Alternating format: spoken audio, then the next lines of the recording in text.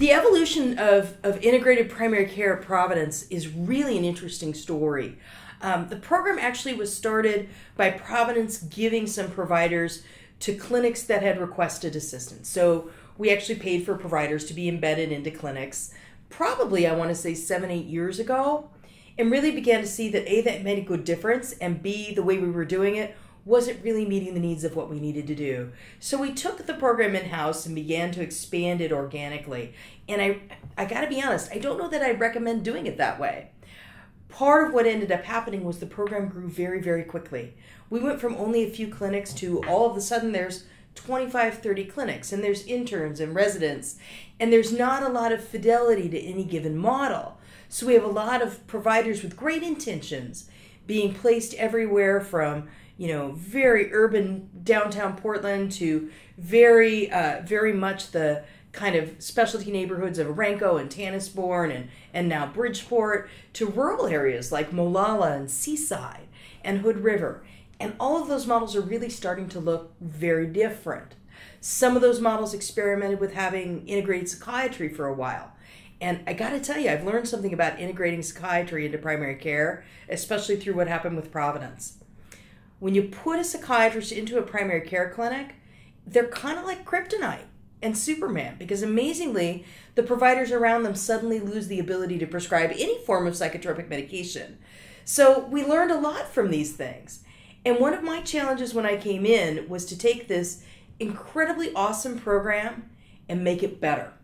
So when I look at where Providence wants to go with its integrated behavioral health and primary care, our initiatives are to really standardize that care and then remove the barriers to care.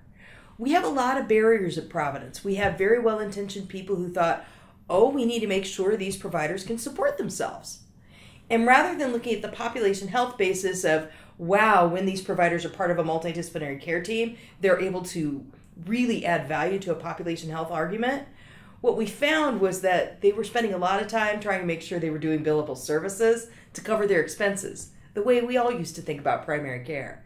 So part of my challenge is, how do I transition that fee-for-service mindset into what needs to be PMG 3.0, which is a more holistic population health-based mindset. When I got to Providence, I had the opportunity to begin working with our new PMG 3.0 initiative, which is looking at changing how we provide integrated behavioral health and primary care, among other things.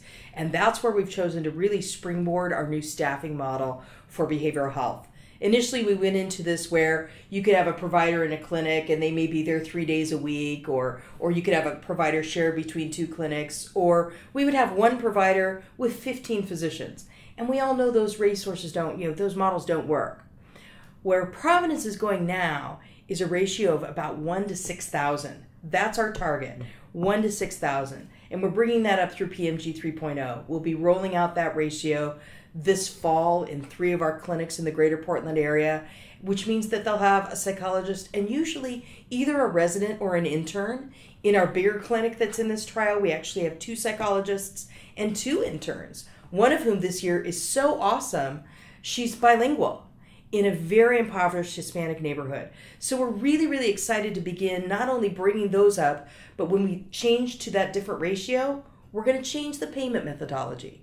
So instead of looking at the widget-based, here you go, you come in, you pay your copay, you see your primary care doc, and that's one charge. You see your behavioral health provider, and that's a second charge. It's going to be one inclusive cost for care, one inclusive alternative payment methodology that really allows us to remove the barriers so that our providers can meet patients where they are. Since I got here to Providence, one of my favorite things to do is to go out to the clinics and talk to the primary care providers, because they're the customers really at the end of the day that the behavioral health providers work with. And we've had a lot of opportunity to talk about what's working and what's not working. And that's really informed the development of PMG 3.0. Some of the concerns we've heard are things like double copays, inability to use some insurance products. We have providers who are restricted from practicing with mental health codes and doing mental health treatment. They always have to have a primary care diagnosis. So we wanted to look at how we could design a system that took care of their needs and addressed those needs, and then engaged them in how they would begin to change their practice to refer more people into integrated care. Some of our early successes have come in some of our smaller clinics. I have a behavioral health provider, Dr. Dick Yee out in Tannisbourne, who's just absolutely awesome. And he put on his wall on his whiteboard in his office that these hash marks of where he'll go in the morning and look over the doctor's schedules and say, hey, I've looked at some of your patients and I think I could be helpful in these 3 patients today if you want to call me in. We kind of call it bumpability, right? And he measures himself every day how many times those docs come and get him or call him up and say, hey, come in here and see this patient, or just bump into him in the hallway and say, hey, come in here. And he's been able to track how just by being out there and educating the docs himself, he's made himself more available. They're an early adopter clinic of great primary care engagement. The other key, though, for us is going to really be practice change coaches and physician coaches. As part of PMG 3.0, we're bringing in a family practice doc who's going to work with our 5 test clinics and really help teach the providers who they should be looking for to refer to the behavioral health provider. There's another piece of that project that's also interesting, though. One of the things we know that all primary care clinics have are very complex patients who are very, very difficult to deal with. Sometimes they're folks who are familiar faces in our ERs. Sometimes they're folks who just are always in need of something, and we never seem to be able to fulfill that need. And that's a drain on the whole clinic. So how can we support our clinics to take these patients and to work with them and get them to where they want to and need to be? Because as patients, nobody wants to be in that position either. It's not great to get your health care in the ER. So we're starting a behavioral health referral network that has a multidisciplinary team that will begin to take on collaborative patient case consultation, where in a structured fashion every week, we'll take the most complex cases from our clinics and have a team that reviews those cases, comes up with a care plan, and then works with the primary care clinic to be able to re-engage those patients and be there to be that support system for them. So when they're needing that little extra piece of help, it's not 5 and 6 phone calls, it's 1 phone call. And I think that's going to make a big difference for provider engagement in our model. Do we know how many people it's going to take to serve our entire system? No. We're starting with 5 clinics, 3 in the greater Portland area, 1 in Spokane, and 1 in Snohomish, Washington. And we know through the magic of telepsychiatry, we're going to be able to support those clinics in a very different way. And then as we begin to expand and spin this out to other clinics, that navigation center, which will be hubbed in Portland, Oregon, for the entire Providence system across all 5 states, that hub will begin to develop expertise that can support all of our Providence Health clinics and really begin to be that network of expertise that says, yeah, when you've got somebody you can't handle, we got this, and you know that. Providence Health System is really, really clear. We do 2 things really well.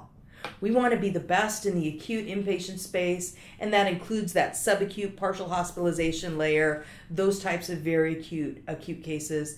And then we also want to be really good in the space of primary care.